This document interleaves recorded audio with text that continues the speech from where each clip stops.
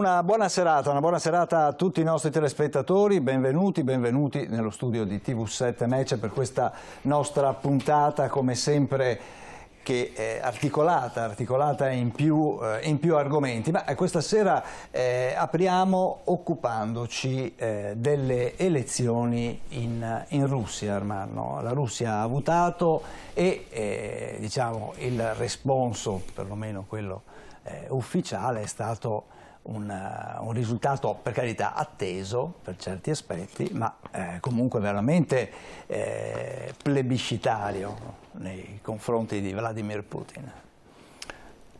Ci si domanda se siamo disinformati noi, se la disinformazione, come si dice in Russia, è nostra o è loro. In questo momento dove noi stiamo criminalizzando Putin è poi così visto alla stessa maniera dai russi, e la situazione che abbiamo creato e abbiamo aiutato a creare nell'Ucraina sta andando a nostro vantaggio o sta andando a vantaggio dei russi? Terza cosa, per superare la nostra crisi economica, perché ormai la gente non compra più automobili, non compra più, perché tutti abbiamo tutto ormai, quindi il mercato è pressoché fermo.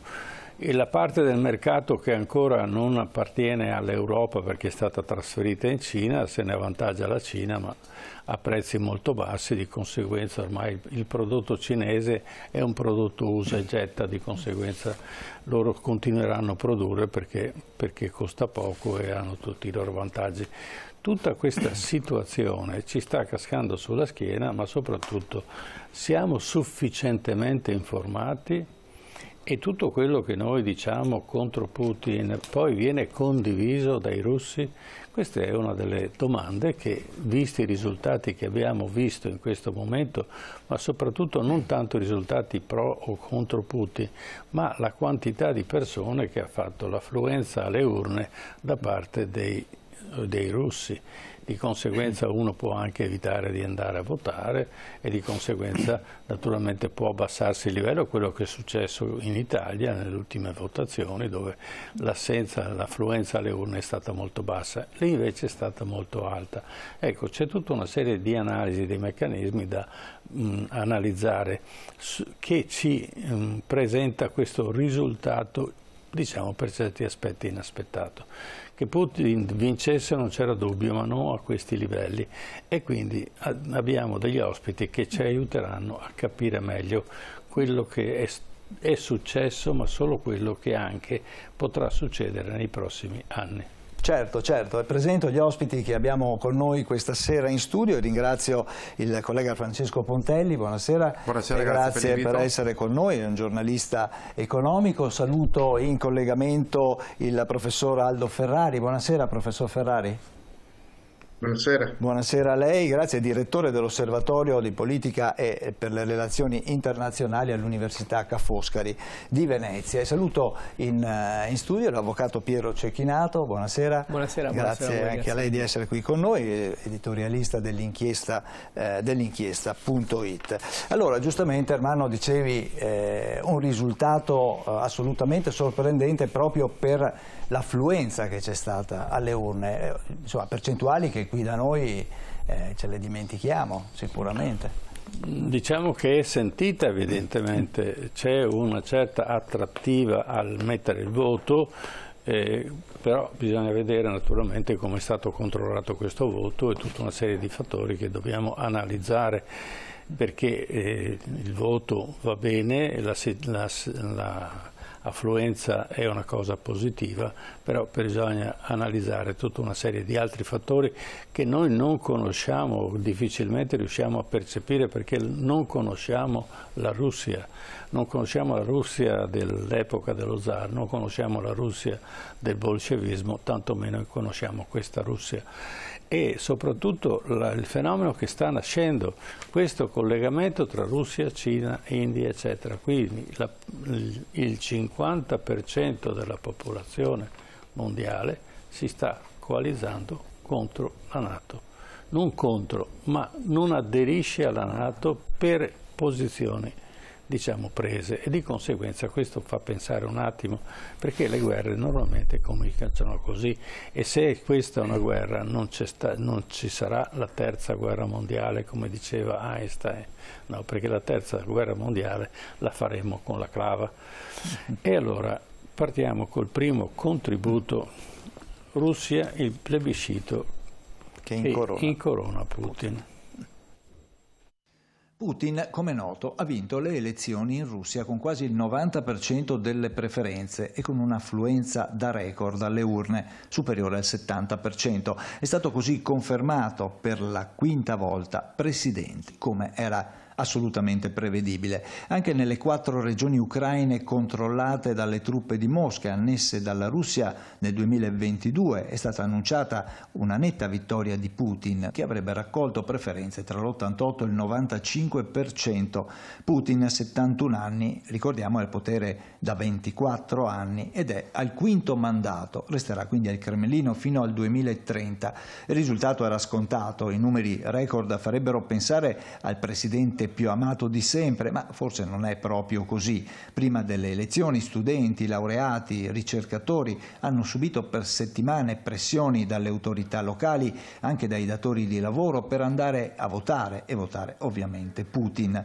Un'affluenza comunque importante, che è un grande segnale di consenso e partecipazione di cui Putin aveva bisogno, anche se non esattamente forse spontaneo. Ci sono anche denunce di brogli, alcune hanno cominciato a sollevarsi già prima delle elezioni, quando i critici al regime avevano denunciato l'opaca gestione dei voti telematici. In Russia è praticamente impossibile fare dissenso o opposizione, gli altri candidati alle elezioni li sceglie la Commissione centrale per le elezioni, che però è espressione diretta del Cremlino. Ad esempio, Ekaterina Duntsova, che chiedeva alla fine della guerra in Ucraina riforme democratiche e il rilascio dei prigionieri politici, è stata esclusa dalle elezioni. Secondo il Ministero dell'Interno russo, però, non ci sarebbe stata alcuna violazione nelle operazioni di voto. Nei 3 giorni di elezioni in varie città sono state organizzate azioni di sabotaggio nelle sedi dei seggi elettorali, come il gettare inchiostro nelle urne che, essendo trasparenti, non consentono di esprimere la propria preferenza nel completo anonimato. Il gesto di questi dissidenti aveva un preciso valore simbolico. In realtà, infatti, non si trattava di inchiostro, ma di un antisettico verde già molto usato contro i dissidenti in Russia e in Ucraina, in particolare sul volto. In molti hanno letto questi gesti anche come un omaggio a Navalny, che nel 2017 fu colpito da questo antisettico, rischiando di perdere un occhio. E a proposito, ci sono state anche proteste in memoria del dissidente, lo ricordiamo, morto poche settimane fa in un carcere in Siberia. Nella giornata di domenica, ultimo giorno di elezioni, a Mosca c'è stata una protesta pacifica lanciata dalla vedova Yulia Navalnaya, che aveva invitato tutti gli elettori in disaccordo con le politiche del Cremlino a recarsi contemporaneamente alle urne a mezzogiorno e scrivere sulla scheda il nome del marito morto. Ci sono stati oltre 70 arresti. Insomma, che Putin vincesse era prevedibile. Si potrebbe parlare di propaganda, di elettori costretti, sfiduciati. La cosa certa però è che tutti questi elettori vivono in un paese dove anche solo concepire un'opposizione, un programma politico diverso da quello di Putin è difficile ormai da un quarto di secolo. Prego, Pontelli. Allora, come interpreta questa votazione e quali dubbi? Perché il dubbio aiuta sempre a chiarire la situazione. Noi viviamo nel dubbio. Io direi 2 cose. La prima, tanto per fare una battuta in ambito nazionale, per riportarci un po' anche alle nostre vicissitudini politiche. Putin è stato eletto per la 5ª volta. Putin non rappresenta, questo mi sembra evidente, un esempio di democrazia contemporanea da tramandare ai posteri o da insegnare nelle aule universitarie. Questo dimostra perché, per esempio, da noi ci vuole il limite ai mandati per quanto riguarda i presidenti delle regioni e i presidenti del Consiglio. Punto 1. Un limite ci vuole democratico. Per quanto riguarda Putin, io ho letto tempo fa che lui godesse di una certa sostegno da parte della popolazione, nella quale circa il 78-80% risultava favorevole appunto alla politica di Putin. Lei ha detto una cosa grandissima che noi ancora oggi non riusciamo ad ammettere. Noi non conosciamo la Russia, Noi non conosciamo il sentimento dei russi, non conosciamo il sentimento di un impero che ha perso parte del proprio Stato e che ancora si considera imperiale. Perché noi ragioniamo sempre con la Russia come se fosse uno Stato più o meno grande, come sono gli Stati Uniti. La Russia era un impero e i cittadini russi si considerano parte di un impero. Quindi è evidente che le opposizioni vengono ridotte nella totale impotenza e questo ovviamente non può essere accettabile da parte nostra. Però noi viviamo in una specie di bolla nella quale noi non vogliamo, soprattutto non siamo in grado, noi non vogliamo capire le ragioni e soprattutto non conoscendole o ignorandole, andiamo a stuzzicare lo spirito imperiale, che definitelo voi come preferite, della popolazione russa e di Putin, che ne rappresenta, volenti o nolenti, da 25 anni il vertice politico. Noi stiamo rischiando, sotto il profilo della comunicazione, noi stiamo perdendo la guerra, perché tutti gli appelli che noi facciamo anche oggi, anche la settimana scorsa, gli appelli armiamoci partite, addirittura c'è stato Gentiloni che ha proposto il bond per gli armamenti, cioè noi non emettiamo bond per il sistema sanitario europeo, nazionale, italiano, ma lo facciamo per gli armamenti. Quindi è evidente che l'Unione Europea sia in una bolla completa e assoluta, perché ha demandato ogni politica estera alla NATO, e ci ritroviamo in una situazione nella quale purtroppo noi abbiamo un nemico che a noi è sconosciuto, perché nel momento in cui noi continuiamo a dire armiamoci, aumentiamo gli armamenti, noi blocchiamo l'economia europea, perché il mondo è talmente vasto, talmente globale, per cui io che se volessi fare un investimento anche per fare un pettine, non verrò mai in Europa, dove ci sono le persone, dove ci sono i vertici politici che si stanno armando e stanno destinando buona parte degli investimenti agli armamenti. Vado in America, vado in Cina, vado in India, vado in Pakistan. Il paradosso è che stiamo noi isolandoci rispetto al mondo, con questi continui richiami agli armamenti. Si dice dobbiamo preparare la popolazione, ma vi sembra possibile che un'istituzione europea composta da uomini che personalmente non mi immaginavo così mediocri, possano allarmare la popolazione invece di lavorare sotto traccia, sia sotto il profilo degli armamenti che sotto il profilo diplomatico? Bisogna sempre cavalcare entrambi i canali, ma tu devi farlo sotto traccia. Tu stai continuando ad alimentare l'ansia, ad alimentare la paura nella popolazione, continuando giorno dopo giorno a fare proclami. Qua siamo in mano a dei bambini. È pazzesco questo, lo trovo veramente di una infantilità senza precedenti nella storia umana. Ma Churchill, secondo voi, andava in giro a raccontare quello che faceva o quello che stava decidendo a favore o meno delle tratte in guerra? Ma non andava in giro di ogni giorno. Noi stiamo perdendo questo tipo di guerra, anzi l'abbiamo già persa. Noi siamo già sconfitti sotto il profilo della comunicazione, perché abbiamo uno Stato, un continente, l'Unione Europea, che è ferma, che ha paura della guerra e gli altri vanno avanti. Certo. Allora, Aldo Ferrari, scusi. Veramente Putin è un nemico dell'Europa, voleva essere un nemico dell'Europa. Nei suoi progetti c'era un'idea di guerra con l'Europa quando ci forniva il gas, quando ci forniva il petrolio, quando ci forniva un sacco di altre cose e quando noi esportavamo un sacco di prodotti europei e loro li compravano volentieri ed era un cambio, era un mercato per noi la Russia ed era un mercato importante. Adesso è diventato il mercato della Cina prevalentemente. Allora, in questo scontro, al di là di quello che parliamo del terreno ucraino, che naturalmente è una cosa importante, ma poi il complesso del danno di questa guerra supera il mero, diciamo, possesso di un piccolo territorio e invece sta creando un danno a livello planetario. Prego. Grazie, buonasera a tutti. Le parole di chi mi ha preceduto secondo me sono estremamente utili e significative. Io, dato che non sono giovane, mi occupo della Russia da più di 40 anni.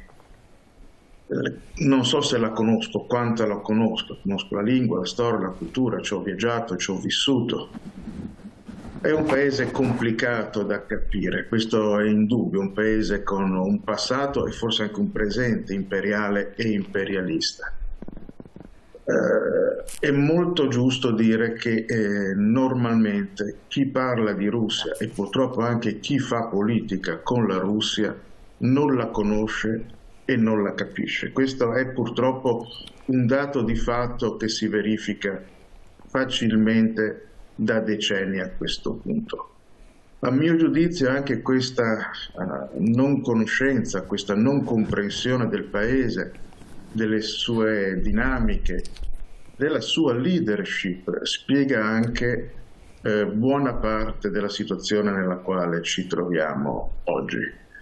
È un po' banale a dirsi, ma anche se noi della Russia abbiamo un'opinione negativa, sarebbe meglio conoscerlo meglio, questo paese.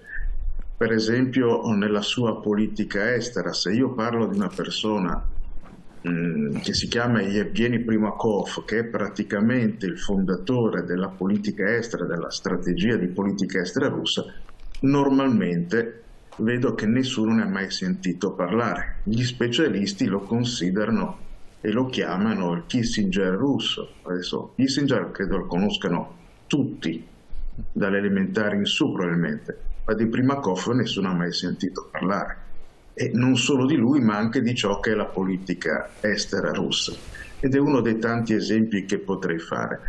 Per rispondere più chiaramente, nella misura del possibile, alla sua domanda se Putin abbia sempre avuto volontà aggressiva nei confronti dell'Europa e dell'Occidente, io dico che non è facile rispondere a questa domanda, però si può andare ad analizzare ciò che lui ha fatto. È andato al potere ufficialmente nel marzo del 2000 e per i primi almeno 2 anni queste pretese non si sono viste.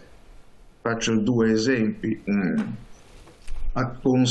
Diede il proprio consenso nel 2001 all'insediamento di basi statunitensi nei paesi dell'Asia centrale legati a Mosca da un patto di alleanza, e avrebbe potuto non farlo e ostacolarlo in nome della lotta comune al terrorismo ceceno per la Russia e diciamo afgano, Al-Qaeda e così via in Afghanistan. Nel 2002 venne firmato un accordo importante chiamato come pratiche di mare, che lì è stato realizzato in Italia Pronovo Berlusconi, che sostanzialmente, se fosse stato applicato quanto prevedeva una cooperazione continua tra NATO e Russia, probabilmente non ci troveremmo in questa situazione. Dopodiché sono avvenute molte cose a partire dal 2003 e negli anni successivi che hanno completamente cambiato la situazione. Dalla possibilità di una collaborazione non solo economica e energetica, ma anche politica, si è arrivati passo dopo passo a una contrapposizione sempre più forte, della quale noi occidentali siamo abituati ad attribuire interamente la responsabilità alla Russia e a Putin in particolare. D'altra parte, in Russia e Putin tendono ad attribuire la responsabilità completamente all'Occidente. Adesso non ho risposto alla questione, ma una possibile risposta deve essere fatta su delle basi ben precise, conoscenza dei fatti e equilibrio nel valutare i diversi punti di vista. Se queste 2 basi non vengono utilizzate o non esistono proprio, dare una valutazione significativa, sensata alla crisi che ci oppone oggi alla Russia, a mio giudizio, è molto difficile. Comunque, proprio per provare a essere più chiaro, io credo che si sia arrivati a questa situazione contro quella che era la volontà iniziale della Russia e di Putin in particolare, ma naturalmente a questo punto c'è da rimpiangere che le due parti non abbiano saputo trovare un linguaggio comune, individuare una convergenza. Adesso la situazione è veramente pericolosissima. Certamente sta diventando sempre più pericolosa e quindi c'è chinato. A chi giova una cosa di questo genere? Perché abbiamo visto per esempio che noi compriamo l'energia a un prezzo molto alto, stiamo pagando tasse fuori misura, dobbiamo adesso finanziare anche, sempre con i soldi dei cittadini, perché un conto l'Europa parla, ma siamo noi che paghiamo, a un esercito nuovo, al cambio naturalmente di carri armati, quindi la rottamazione del carri armato li mandiamo in Ucraina, compriamo carri armati nuovi e noi abbiamo adesso 7 miliardi di carri armati da portare a casa perché sono assolutamente indispensabili, altrimenti i bambini non riescono ad andare a scuola. Lascio a lei la parola, prego. Sì, noi non stiamo ancora dedicando tutte queste risorse, tanto è vero che... E c'è un congresso dopodomani a Bruxelles, no? Certo, e questo è all'ordine del giorno, però i budget di cui si discute rimangono comunque tutto sommato abbastanza modesti rispetto a quella che per molti è la sfida che ci aspetta. Noi non siamo e non ci trasformeremo in un'economia di guerra come invece si è trasformata. Mi pare che una delle tecniche è creo il nemico, poi mi obbligo, faccio capire alle persone che c'è bisogno di riarmarsi. Sì, il nemico ovviamente non è cretino, si riarma anche lui e la corsa diventa infinita. L'abbiamo visto che siamo arrivati a costruire una bomba atomica con la seconda guerra mondiale. Se non ci fosse stata la seconda guerra mondiale noi dell'atomica ce ne fregavamo un granché. Quindi attenzione, quando muoviamo uno spillo poi creiamo una valanga. Prego.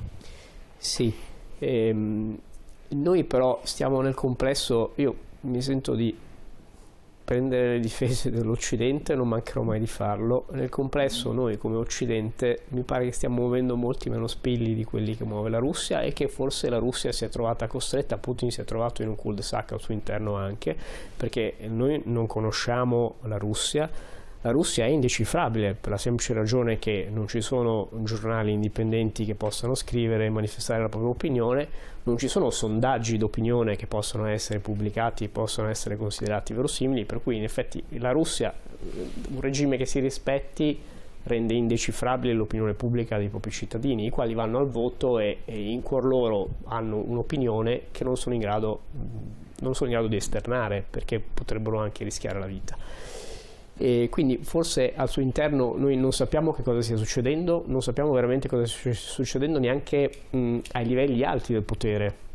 Non sappiamo l'elite russa, sappiamo che ci sono dei falchi che sono anche molto più estremi di Putin probabilmente, e ci stanno delle istanze più moderate, molti portatori di istanze più moderate sono caduti dalle finestre, è successo a parecchi oppositori e anche a membri dell'elite russa che non erano completamente allineati. E, insomma, noi siamo un po' costretti, io credo, arrivati a questo punto, a parlare anche di alzare il budget degli investimenti sul piano militare, perché gli analisti comunque ci dicono che le truppe si stanno anche ammassando sul confine con l'Estonia e questa è una cosa che inquieta perché i satelliti lo stanno fotografando da un po' di tempo, per cui il rischio che tra l'altro Medvedev ha detto chiaramente, no? È vero che si dice ma è un ubriacone, le spara, è stato anche il capo del governo, cioè lui dice noi attaccheremo anche l'Estonia, attaccheremo i paesi baltici. Io credo che non sono d'accordo con quello che diceva il collega rispetto al non parlare all'opinione pubblica. Io credo che l'opinione pubblica purtroppo vada preparata a uno scenario che potrebbe essere estremo. Non è vero che Churchill non parlasse di guerra, perché quando Chamberlain torna dopo aver fatto il famoso compromesso con Hitler e la Francia e torna in Inghilterra a cantare vittoria, a dire ho assicurato la pace, Churchill fa un discorso incredibile alla Camera dei Comuni e l'unico che la pensa così mi dice Chamberlain hai fatto in realtà è un disastro perché in realtà hai ipotecato solamente la guerra. lo dice quando in realtà Chamberlain dice no, io ho raggiunto la pace, il Churchill dice no, tu hai ipotecato la guerra e non ci dovremo scontrare. Per cui mi rendo conto che è molto forte come concetto, perché noi siamo abituati, siamo cresciuti in un'Unione Europea per cui la pace era scontata, e io sono il primo a non credere che si possa parlare di scontro con un paese europeo e la Russia, e in quel caso lì anche un paese della NATO, e quindi con l'attivazione dell'articolo 5 un meccanismo di difesa che non potrebbe che attivarsi. Però forse l'opinione pubblica a questo punto va un pochino preparata. Io credo che vada preparata anche a questo scenario, perché è uno scenario che purtroppo noi dobbiamo cominciare a pensare. Sì, non mi ha spiegato come mai, soprattutto se Trump dovesse vincere le elezioni. Perché continuiamo a contribuire a creare questo scenario, perché il discorso è di una semplicità unica. Se io metto in gabbia un leone, questo si incavola, no? Ma perché Putin era in gabbia? Che noi diciamo che è giusto mettere in gabbia un leone perché è pericoloso, non c'è dubbio. Ma in che termini? Io non riesco a capire in che termini. Ma se il leone a un certo punto mi graffia e mi fa male, me lo devo aspettare. Però questa è la morale che giustifica sempre l'aggressore. Usciamo dalla morale, entriamo nella realtà, coi piedi per terra. Allora, quando si vuole, no? Tecnicamente e in maniera molto sottile mantenere la disinformazione in Europa, e i tedeschi hanno bisogno dell'Ucraina perché hanno tutta una serie di calcoli che non manco sappiamo e ci stanno menando per il naso, il fatto di arrivare a discutere, abbiamo avuto una guerra ancora nel 2014, no? in Bielorussia.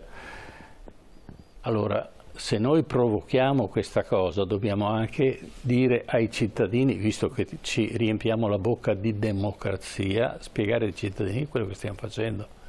Ma non lo stiamo spiegando. Ma com'è che non stiamo provocando, stiamo isolando, e lei ha detto, il territorio più grande al mondo, 12 fusi orari, no? Esatto, ecco, dov'è che è lo stiamo cercando di togliere tutte la possibilità di avere uno sbocco sul mare. A Putin uno sbocco sul mare? Scusi, ma guardiamo la cartina il discorso geografica. è molto semplice. C'è una popolazione filorussa che è stata sacrificata, sono state ammazzate un sacco di persone. Quali sono le conseguenze? Allora glielo spieghiamo ai nostri telespettatori. Non possiamo dire che lui è criminale e gli altri sono tutti santi, perché di santi in politica non ce n'è nemmeno uno, anche se poi vengono santificati. Prego.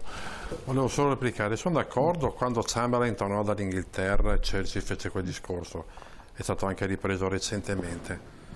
Ma stiamo parlando di due figure politiche, Chamberlain e Churchill, ai quali questi qua non possono neanche avvicinarsi. Io ricordo, cioè noi stiamo dando la possibilità di una gestione di uno scenario bellico a delle persone, a dei vertici militari, dei vertici politici che dal marzo 2022 dicevano, marzo 2022 se non ricordo male il 12, Ursula von der Leyen, 3 mesi la Russia fallisce, Moody's, maggio 2022, dopo il 25 di maggio Biden farà fallire la Russia. Settembre 2022, pochi mesi dall'inizio, Letta, segretario del PD, pochi mesi fallirà la Russia, e siamo andati avanti per anni con questo leitmotiv.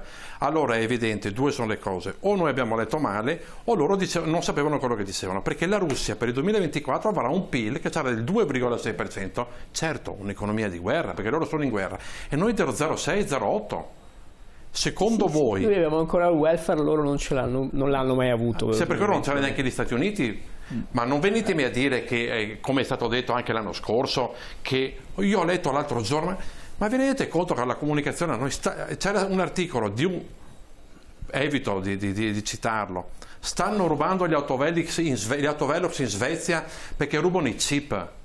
Oppure stanno smontando, non lavano più non usano più le lavatrici perché stanno togliendo i chip dalla Russia. Ma vi rendete conto a che livello stiamo arrivando? Questa notizia non l'ho mai sentita. Quello delle lavatrici è roba dell'anno scorso, quello dell'autovello è roba di 2 settimane fa. Cioè, voglio dire, noi continuiamo a sottovalutare la potenza di guerra di una nazione, di un impero come la Russia. Qua nessuno sta dicendo che non abbia cominciato Putin, lo sanno anche i sassi. Ma cosa dovremmo fare? No, io nel dibattito, cioè vi chiedo, ma chiedo qui apertamente nel nostro dibattito, cioè cosa dovremmo fare? No, ve lo chiedo, non è una provocazione. La via diplomatica, la escludiamo a priori? Ma no, ma la via diplomatica... Vogliamo lasciare uno sbocco sul mare. Ma guardate che la via diplomatica ecco, allora, c'è, lo sappiamo, è che è quella che non racconti certamente, però Putin è il primo, quando appare in pubblico, è il primo a, come dire, a snobbare la via diplomatica. Ma quella è la comunicazione istituzionale, è evidente che ti dico... Esatto, ma sotto traccia... e noi che dobbiamo fare però, scusami, noi dobbiamo dire, cioè pubblicamente, cosa non dovremmo reagire? Se noi abbassissimo... Cioè dovremmo dire, oddio sì, hai ragione, allora, faccio un esempio banale. Tienti questo, tienti quello, faccio un esempio banale. Secondo lei, il diritto internazionale, secondo lei il fatto che Biden dica che Putin è un figlio di puttana, secondo lei è un fattore che indica una statura politica del Presidente degli Stati Uniti? Quelle sono tecniche di... è come... Non è una tecnica, è la banalità della scarsità istituzionale di questi rappresentanti. Ursula von der Leyen, il segretario della NATO che si mette a decidere la politica estera dell'Unione Europea. Noi abbiamo demandato tutto e io che sono un filo occidentale, sono a favore della NATO come elemento di difesa e sarei anche un europeista, contro questa Europa, ma non l'Europa in quanto tale. Ma allora, chi rappresenta fare? Adesso l'Europa? Ma vorrei capire cosa dovremmo fare allora, di fronte alle minacce, perché le minacce ci sono. No, dobbiamo comprare i carri armati tedeschi. Dobbiamo comprare i carri armati tedeschi, basta, finito. Noi siamo presi come i maiali per il naso. Non abbiamo una politica nostra, dobbiamo esprimere una nostra politica che sì, non si opponga, ma comunque vada nella direzione degli interessi dei cittadini. Ma noi come chi? Italia, Europa, Occidente? Italia prima di tutto. Ma l'Italia dove vuole che vada con il prodotto interno lordo che abbiamo noi non facciamo niente, cioè l'Italia da sola, Italia-Russia non c'è partita. Non è così. Ma sì, Italia, Stati Uniti, l'Italia Cina, Russia, non era così. C'è qualcuno che si chiamava Draghi che ha venduto tutte le industrie nazionalizzate italiane a 4 lire e noi siamo rimasti senza. Abbiamo concesso alla Fiat di vendere alla Francia, abbiamo praticamente spogliato la industria italiana, l'Italia dell'industria italiana e adesso ci lamentiamo?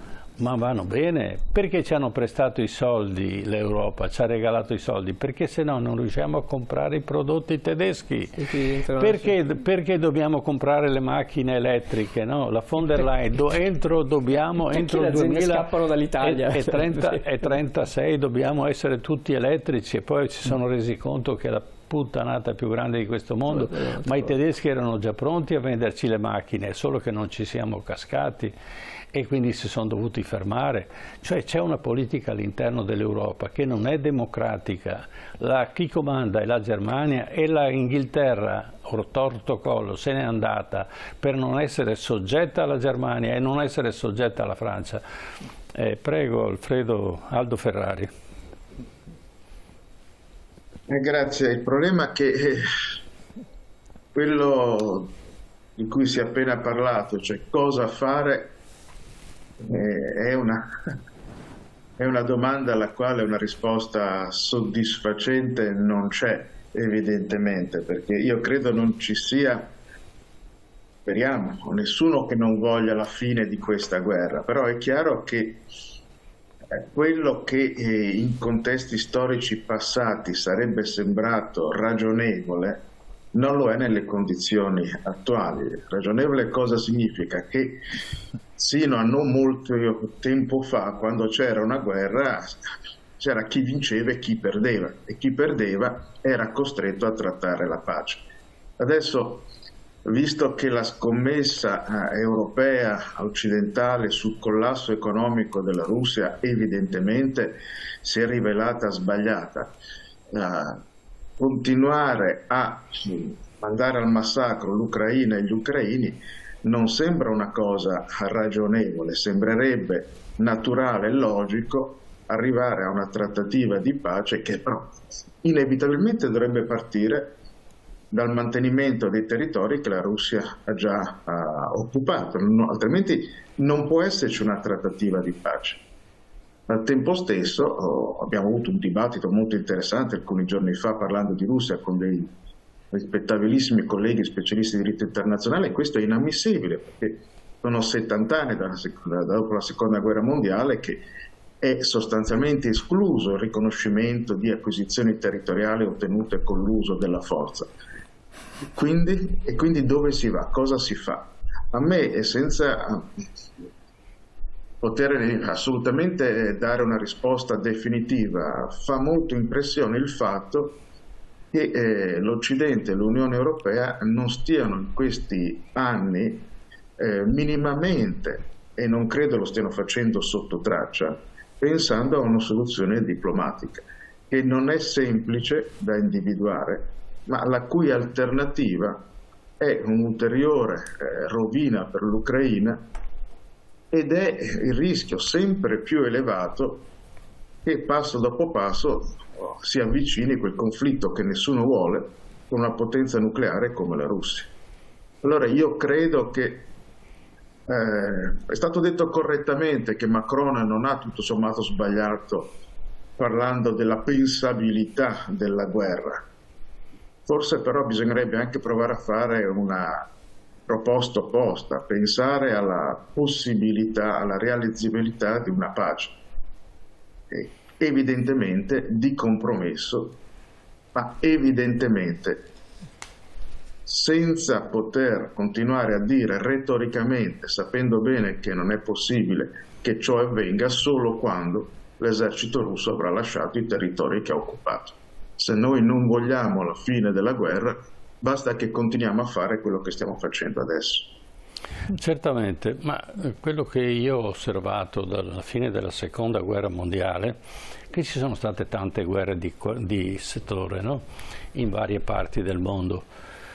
Per esempio la guerra in Corea, per esempio la guerra in Vietnam, per esempio l'ultima guerra in Afghanistan che abbiamo interrotto improvvisamente, non ci sono vincitori vinti.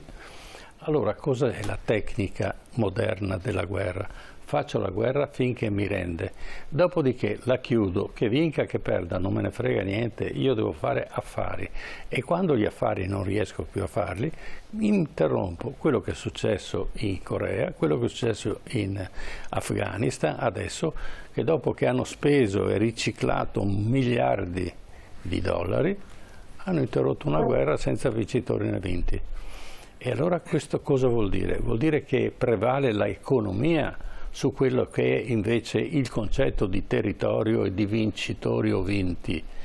Io mi ricordo che la prima guerra mondiale è stata fatta per due città, Trento e Trieste, e era impossibile non prendere Trento e Trieste. Abbiamo sacrificato milioni di persone per prendere Trento e Trieste, va bene? Più morti che abitanti, che abbiamo ereditato poi a Trento e Trieste. E la sostanza cosa è stato? L'inizio della seconda guerra mondiale. Allora ci domandiamo oggi forse la strategia bellica è cambiata, cioè la Corea quando si sono fermati, e ancora la Corea non ha un trattato di pace, è ancora in fieri.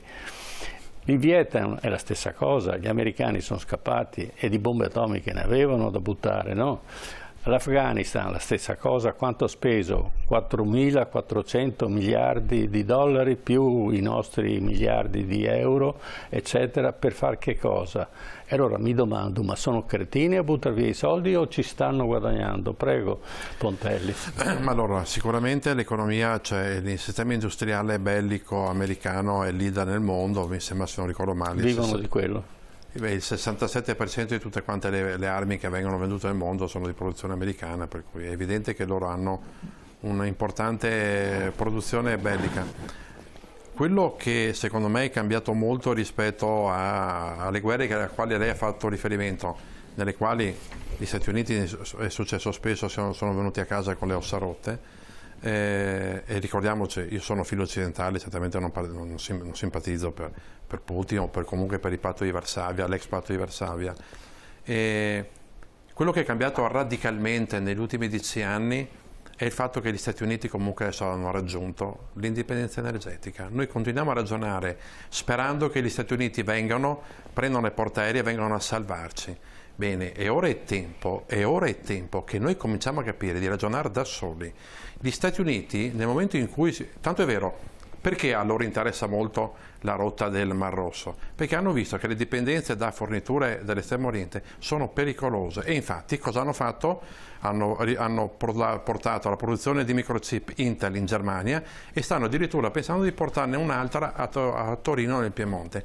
Perché di fatto noi anche questo non riusciamo a capirlo e non lo capiscono in Europa ed sarebbe un'occasione per noi. Si è già riformato un muro. Sì. Il muro di Berlino a livello virtuale c'è già. Posso dire una cosa? Prego. Non è mai crollato. Di fatto. Diciamo, Prego. Fisicamente era crollato. Sì. Ma ormai questa contrapposizione tra la Russia di Putin e la Cina, perché ricordiamoci che è passato sotto silenzio il fatto che la Cina abbia detto in caso di guerra noi saremo a fianco alla Russia. Questa è una cosa di una gravità che ovviamente grande... Ma anche l'India? L'India secondo me farà la Svizzera se è intelligente, perché certo. L'India, ricordiamoci, ha già dichiarato che aumenterà del 30% nei prossimi fino al 2030 le emissioni e l'utilizzo del carbone, per cui si è già ricreato questo muro e gli Stati Uniti, che qualcuno li considera degli enkhi stupidi, hanno già capito, stanno riportando le produzioni in Estremo Oriente, perché c'è il problema di Taiwan, sì, che non è secondario, li stanno portando al di qua di quel muro virtuale, che vuol dire al di là del Mar Rosso, al di là lontano dalla Russia di Putin, nella nostra Europa, quando va bene. Oppure, come voleva Trump e come fece Trump, addirittura all'interno del perimetro statunitense. Questo cosa vuol dire?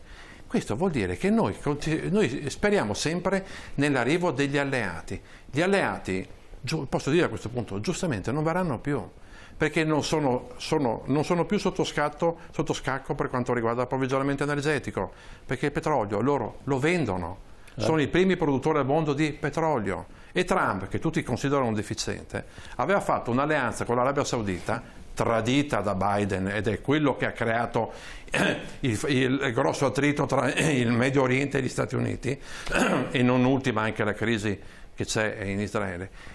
Aveva creato un'alleanza tra gli Stati Uniti, prima potenza produttrice di petrolio, e l'Arabia Saudita, prima nazione per quanto riguarda le riserve, per mantenere il prezzo del petrolio, e con l'alleanza di Putin, sì, c'era anche certo. Putin era il terzo, avevano esautorato in pratica l'OPEC.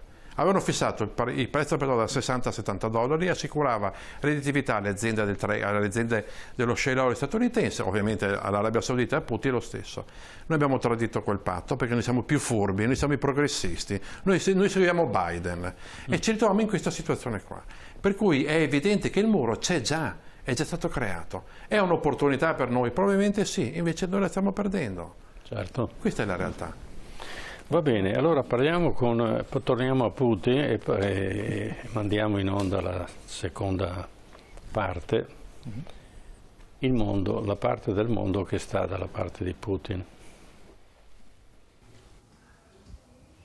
Vladimir Putin resterà al Cremlino fino al 2030. La sua scontata rielezione è servita però a fare un po' la conta a livello internazionale dei paesi che stanno con lui o meno. L'Armenia, la Georgia o il Kazakistan si sono limitati a delle congratulazioni formali dopo la sua elezione, indice quindi di un progressivo allontanamento da Mosca. Diverso l'atteggiamento invece di Cina, India, Corea del Nord e Iran, che si sono congratulati, auspicando peraltro di avere nell'imminente futuro legami ancora più stretti con Mosca. Pechino ha annunciato che resterà in stretta comunicazione con la Russia, come detto dal presidente Xi Jinping, per sviluppare una collaborazione che ha definito senza limiti, così come concordato nel 2022, ancora prima dell'invasione in Ucraina. Sulla stessa linea anche il primo ministro indiano Modi, che si è detto pronto a rafforzare la leadership strategica speciale e privilegiata con Mosca.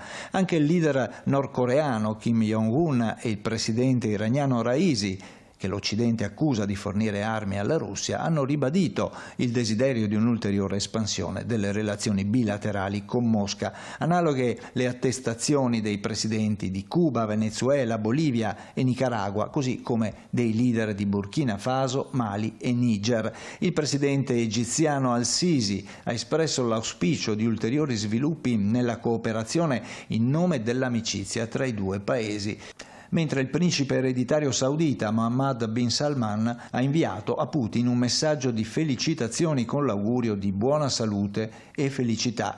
Vale la pena ricordare che India e Cina, insieme alla Russia e ad altri paesi del Sud America e africani, hanno dato vita al gruppo dei paesi BRICS Plus, che mira a sfidare il dominio degli Stati Uniti sull'economia e la politica globale.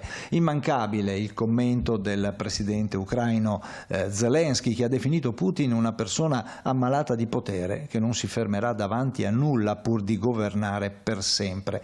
Anche dall'Italia, elogiata dall'ambasciatore russo a Roma per non aver interferito con l'organizzazione dei seggi elettorali, a differenza di altri paesi occidentali, è arrivata una presa di posizione attraverso un tweet del ministro degli esteri Antonio Tajani, che ha parlato di elezioni in Russia né libere né regolari e hanno riguardato anche territori ucraini occupati illegalmente. Sono passati solo 6 anni dal messaggio di congratulazioni di Giorgia Meloni per la precedente elezione di Putin, in cui diceva: complimenti a Vladimir Putin per la sua 4ª elezione a presidente della Federazione Russa. La volontà del popolo in queste elezioni appare inequivocabile. La strada quindi è ancora lunga da qui al 2030 e continuerà ad esserlo almeno fino al 2030, e possiamo dire almeno perché Putin ha cambiato la Costituzione per poter restare al potere fino al 2036, quando avrà compiuto 84 anni.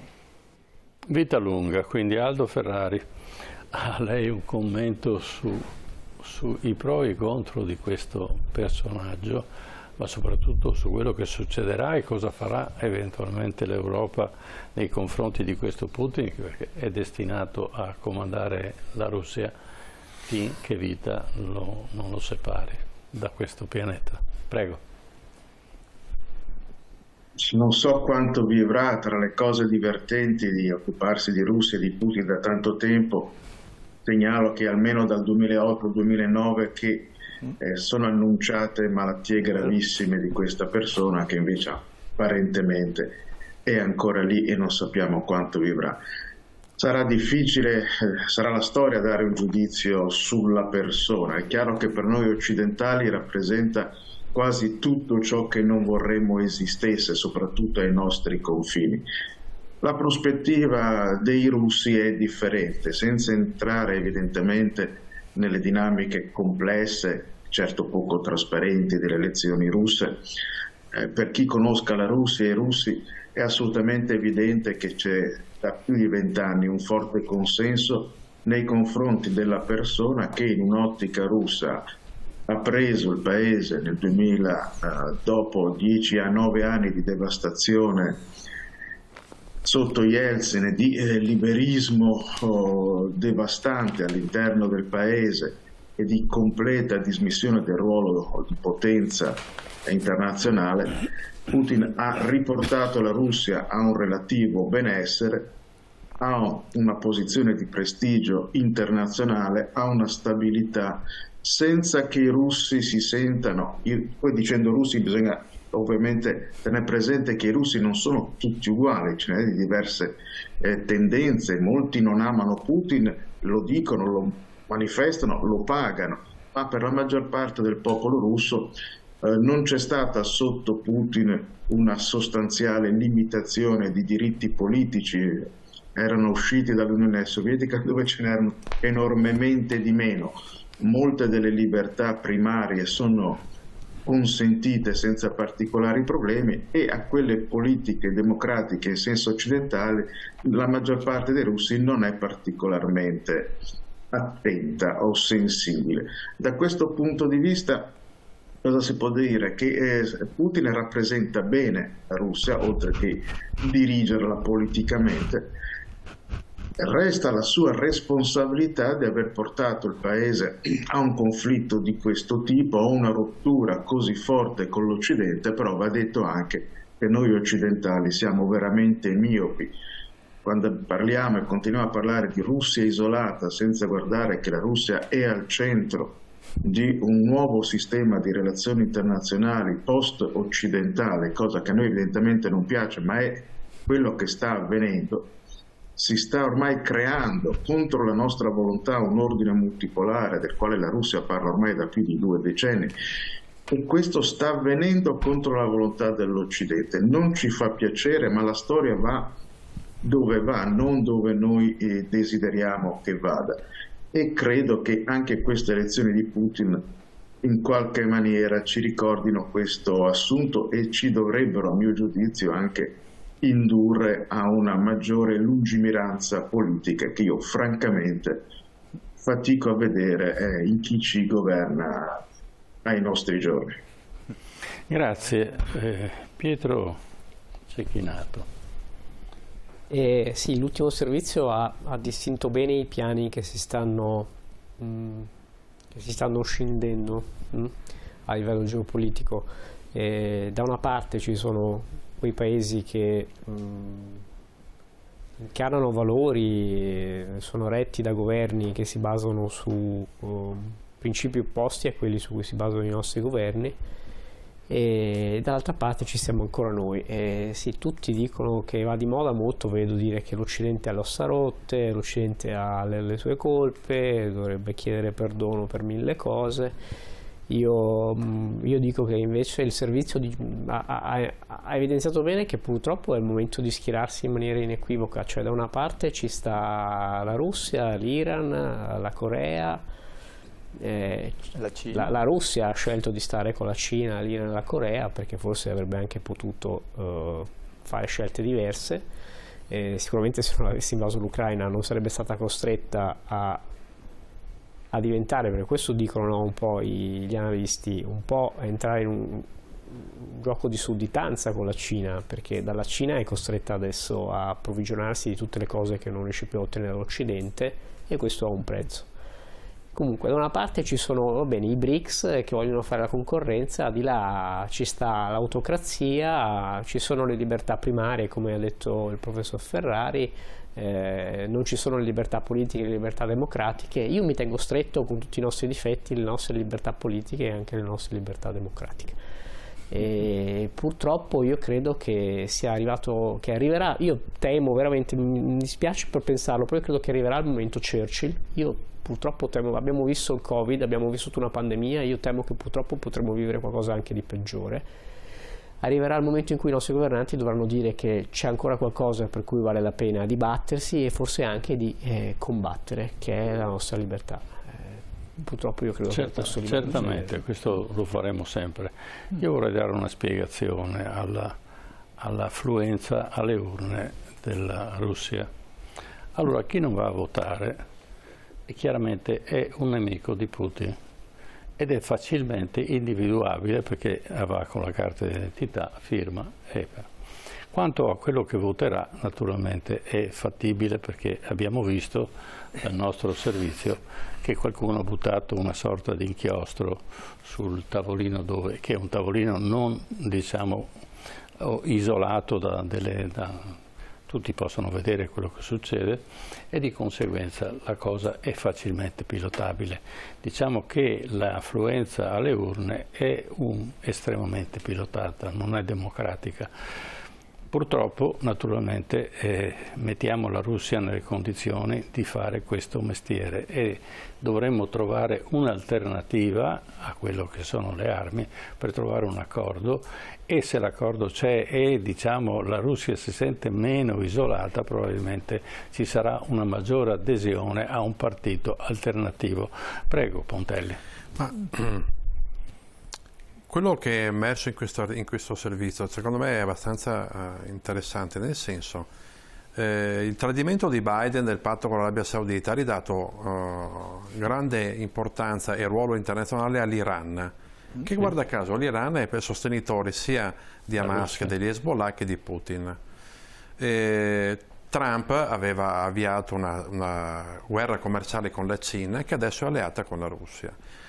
Paradossalmente noi ci troviamo in una situazione, nessuno contesta il fatto che io so che noi siamo il modello vincente, nel senso per quanto riguarda la democrazia, però questo modello vincente era quello che si era convinto, perché la realtà è questa, noi eravamo convinti di esserci comprati Putin, perché noi eravamo convinti che esportando il nostro... vi ricordate Sochi? C'eravamo comprati Yeltsin già prima. Esatto, vi ricordate i giochi di Sochi fatti in riva al mare, Olimpiadi invernali? Vi ricordate chi fu l'unico Presidente del Consiglio che andò all'inaugurazione? Enrico Letta, l'Italia, tanto per dire da quali statisti noi siamo rappresentati nel mondo internazionale. Quindi noi ci siamo ritrovati, ci siamo illusi di comprare tanto la Russia quanto la Cina, d'accordo? Invece la Russia e la Cina da una parte hanno acquisito il nostro know-how che noi abbiamo regalato nell'illusione che comunque il mondo globale alla fine lo gestiamo noi, invece i BRICS, Putin con modalità certamente non auspicabili come una guerra in Ucraina, invece noi abbiamo ma perdonatemi una cosa, ma quando la Germania era diventata l'hub del gas russo, qualcuno di questi grandi luminari occidentali ci aveva mai pensato, ma ragazzi, ma è intelligente trovarsi un unico fornitore del quale francamente il DNA democratico, visto che era un ex KGB, poteva venire qualche dubbio. Ma questi luminari occidentali che adesso ci dicono armiamoci, che sono gli stessi che ci hanno detto 2 mesi la Russia fallisce, quando invece la Russia è diventato il primo fornitore dell'India per quanto riguarda il petrolio e anche la Cina, certo paga un prezzo, guadagna di meno, però guadagna. Cioè, quello che a me fa paura non è il fatto che noi non siamo più il modello democratico da esporre, noi siamo il modello nel mondo. Il problema è che questo modello viene gestito da persone che non sanno gestire la crisi e non vedono pelare il proprio naso, perché sono frutto di un imborghesimento di questo modello, perché tutte le autorità politiche, ribadisco, Ursula von der Leyen, avevano previsto il tracollo della Russia. La Russia ha 3 volte il nostro PIL. Siamo noi che stiamo crollando, perché contemporaneamente andrebbe ricordato anche questo, ricordiamoci, noi siamo ancora, se ne è accorta persino la BCE, noi in questi ultimi 2 anni, invece di ragionare in termini di economia di guerra, cioè di uno scenario futuro decisamente problematico, non dico di guerra, ma uno scenario problematico nel quale esisteva la variante Russia e Cina, che comunque non è che siano venute fuori 2 anni fa, Russia e Cina sono problemi che noi abbiamo perlomeno da un decennio. Noi abbiamo abbracciato la follia della transizione green. La BCE l'ha sbugiardata la settimana scorsa. Certo. Questa è la realtà. Io non posso pensare che il nostro futuro sia in mano a questa classe politica, perché se così fosse, noi siamo destinati all'estinzione. Noi siamo destinati a importare le auto dalla Cina e regalare il nostro primato industriale, ha detto giustamente prima, nei motori termici noi abbiamo il primato mondiale, sia nel benzina che nel diesel, che hanno cercato i giapponesi di copiarci prima e ci hanno rinunciato, hanno provato gli americani e ci hanno rinunciato e noi lo stiamo regalando. Io non posso pensare di dare mano libera a questi assolutamente irresponsabili politici, perché ci sono delle irresponsabilità che non riescono a vedere al di là del proprio naso, e quindi quando lei giustamente dice verrà il giorno, Dio non voglia, perché noi abbiamo una classe politica e devo dire militare che è assolutamente inadeguata, hanno messo, come si dice, hanno messo sulla pancia, non è gente del campo. Tanto è vero che tutti quanti gli ex generali hanno sempre criticato la politica della NATO, quelli che facevano servizio sul campo, la NATO, il Libano, tutti hanno criticato questa gestione militare e politica, e noi vogliamo dare a queste persone la possibilità di gestire una crisi con la Russia, ma dai! Sì, certo. Allora, facciamo l'ultimo contributo, Russia-Ucraina, Macron, mediatore. Poi c'è Macron. Dopo la rielezione al Cremlino, nella migliore tradizione russa, Putin ha offerto l'ennesimo colpo di scena e lo ha fatto con le sue dichiarazioni. Prima ha ribadito di essere disponibile a un negoziato con l'Ucraina. Lo aveva fatto anche in passato, ponendo però come indiscutibili le sue condizioni. Quindi in pratica si trattava di un negoziato a senso unico, ma quello che ha più stupito è che ha affermato che vorrebbe Emmanuel Macron come mediatore. Come mai proprio Macron, il presidente francese, che suggerisce di inviare le truppe della NATO in Ucraina, che vuole inviare missili a lungo raggio a Zelensky e che ha installato basi militari in Moldavia e che fornisce armi e denaro all'Armenia. 2 settimane prima dell'invasione dell'Ucraina, Macron, forse ricorderete, era volato a Mosca per incontrare Putin al Cremlino e se ne era uscito dicendo: non dobbiamo umiliare la Russia. Evidentemente già allora, in quel momento, Macron era stato scelto come interlocutore privilegiato, una posizione che risulta essere ancora valida, visto che lo stesso Macron in una intervista si è detto disponibile a mediare negli eventuali negoziati tra Putin e Zelensky. Ma allora cosa significano questi toni di aggressiva belligeranza manifestati da Parigi nelle ultime settimane? Forse è un nostalgico rigurgito della grandeur francese e il messaggio, più che a Putin, è rivolto agli stanchi alleati occidentali. Gli Stati Uniti già da un po' stanno cercando di mettere sulle spalle degli europei il sostegno militare ed economico a Kiev, così come la responsabilità di una difesa militare vera. E a conferma di questo ci sono i piani per il riarmo europeo che sono al centro dei dibattiti a Bruxelles, tanto da ipotizzare un acquisto collettivo di armi. Con la Germania in difficoltà economica, poi, Parigi potrebbe candidarsi a essere il paese guida della comunità. Con l'amministrazione americana sempre più impegnata nella campagna elettorale e sempre più intenzionata a congelare il conflitto per sedersi al tavolo con i russi per una mediazione, ecco che la Francia assume un ruolo di paese di riferimento tra le parti in guerra e mettendo fine allo scontro armato russo-ucraino sarebbe un punto in più di forza per la Francia di Macron, considerando che in ballo ci sono anche i miliardi di dollari della ricostruzione ucraina. Aldo Ferrari, allora tutto questo impiccio come andrà a finire, prego? Macron è veramente il punto di riferimento, oppure Macron, la Francia è sempre stata molto vicina alla Russia, ancora all'epoca alla fine della seconda guerra mondiale, e lo sappiamo anche perché, prego. Si possono pensare tante cose, anche che Putin abbia voluto scherzare auspicando Macron come possibile mediatore, oppure no, nel senso che Macron, lo sappiamo bene, a volte pensa di essere De Gaulle, ma evidentemente quegli uomini e quei tempi sono passati.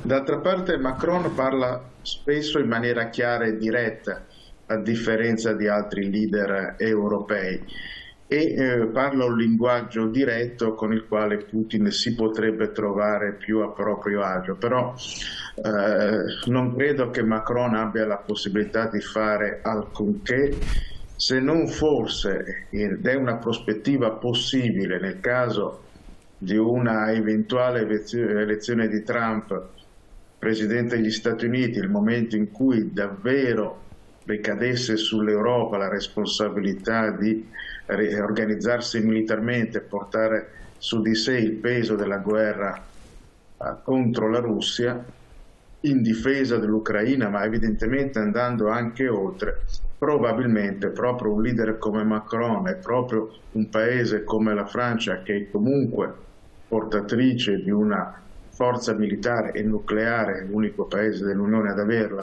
sarebbe il principale evidentemente candidato. Credo si possa parlare di questo, ma al tempo stesso è solo una parte anche abbastanza piccola della realtà quanto mai complessa di questo conflitto.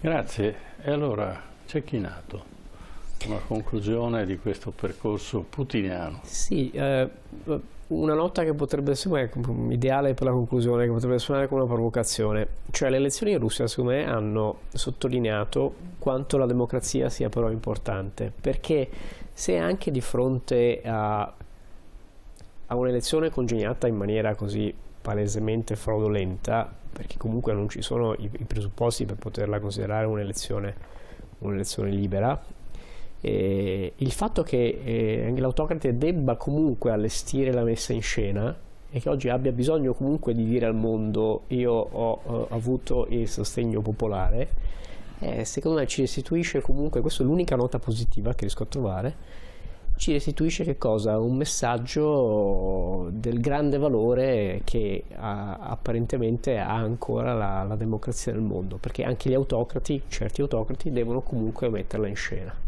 Certo. Bene, una conclusione. Ma scenari bui, io francamente ribadisco il mio concetto, io non sono convinto che ci siano margini, che ci siano possibilità di arrivare a delle soluzioni che non prevedano automaticamente, non si arrivi al punto in cui di dire agli europei armiamoci e partite. Io francamente ho molta paura di questa classe dirigente europea, lo ammetto. Io ho paura di questa classe dirigente che non si rende conto del pericolo al quale stiamo andando incontro. Il fatto stesso che abbiano sbagliato ogni previsione, analisti compresi, militari, non militari, civili, politici, non ce n'è uno che ricordi io che abbia attivato questo tipo di previsione. E ci ritroviamo dopo 2 anni giusti, appunto, sono passati 2 anni, ci sono state centinaia e migliaia di morti, anche noi dimentichiamo che noi ragioniamo di guerra, però ci sono stati centinaia e migliaia di morti, tanto tra i russi quanto tra gli ucraini, oltre ai civili. E noi continuiamo a ragionare come se fossimo a risico. Bene, è ora di cambiare la classe dirigente dell'Europa se vogliamo veramente avere uno scenario, perché questi si sono rivelati assolutamente inadeguati nel ruolo. Poteva andare bene fino a quando si chiacchierava di contrasti politici, oppure le guerre erano geolocalizzate in Afghanistan, in Africa, quindi lontani. Adesso che siamo noi i primi interessati, perché lo scenario comunque è quello asiatico ed europeo, questa classe politica e militare è assolutamente inadeguata e bisognerebbe cambiarla assolutamente, ovviamente con un sistema democratico, ci mancherebbe altro, che è l'unico sistema che io riconosca. Certo, ci saranno le elezioni tra poco, speriamo che non ci sia una replica dei rappresentanti delle varie nazioni, perché si diano una mossa in qualche maniera. Io dubito. Ma soprattutto diciamo che l'Europa dovrebbe essere più democratica, perché il problema, ci sono vari livelli di democrazia. Democrazia all'interno di un paese, e noi siamo un paese democratico come lo è la Germania, ma il rapporto tra Germania e Italia o tra Germania e la Francia non è democratico. Quindi non abbiamo le stesse possibilità, le stesse chance che hanno gli altri paesi, perché si sono organizzati, perché hanno avuto una classe politica diversa, perché hanno una cultura diversa, e di conseguenza bisogna che questa accettazione anche del più piccolo, del più debole, sia fondamentale, perché è la base della democrazia. E noi in questo momento siamo deboli, ma nessuno ci aiuta, salvo con il PNRR, che è una balla, perché ci ha indebitato ulteriormente e non è servito assolutamente a niente per creare una nuova democrazia. Quello che in questo momento soffre è il Veneto. Il Veneto aveva delle grandi risorse nel commercio con la Russia e aveva dei rapporti molto squisiti con la Russia. Purtroppo con questa guerra è venuto a mancare e di conseguenza noi soffriremo ancora di questa situazione. Grazie del vostro intervento, io spero che i nostri telespettatori abbiano acquisito qualcosa di più delle solite chiacchiere che si fanno, e comunque torneremo sul tema Russia la prossima settimana. Grazie. Certo, grazie a Francesco Pontelli per essere stato con noi, ringrazio il professor Aldo Ferrari che è stato in collegamento, grazie professore per il suo contributo, e grazie all'avvocato Piero Cecchinato, grazie anche a lei per essere stato qui con noi. Adesso andiamo brevemente in pubblicità e poi torniamo con la nostra rubrica del Memento, ne parliamo tra poco.